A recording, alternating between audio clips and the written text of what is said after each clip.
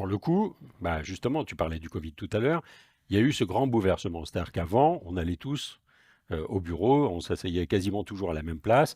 Après, il y a eu des open space, il y a eu des bouquins célèbres qui disent l'open space m'a tué. Après, il y a des gens dont on mesurait l'importance dans l'entreprise à la taille du paillasson, à la taille de leur bureau. Après, on a dit, ben non, mais en fait, les gens, ils viendront pas tous les jours au bureau et puis s'installeront sur une grande table et puis ils ont un petit box dans lequel il y a leurs affaires. Aujourd'hui, on dit, il y a l'hybridation, donc ils sont aussi chez eux. Certains bossent dans la cuisine, d'autres ont un vrai bureau dans leur appartement. Comment tu vois évoluer tout ça? Parce que c'est de plus en plus compliqué, moi, je trouve, pour trouver sa place dans l'entreprise, mais aussi trouver sa place physique pour être confortable et performant. Mais je crois qu'on est au début, comme tu le dis, d'une ère qui a, enfin, on reprend une ère de conscience depuis 2020, en fait, autour de cette notion de lieu, qui jusque-là était quelque chose de totalement transparent. Et de fait, les gens l'ont pris de plein fouet à travers les 2 mois de confinement et les autres.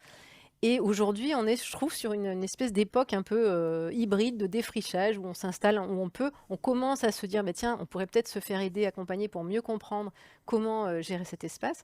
Mais effectivement, on est au début de ce changement futur.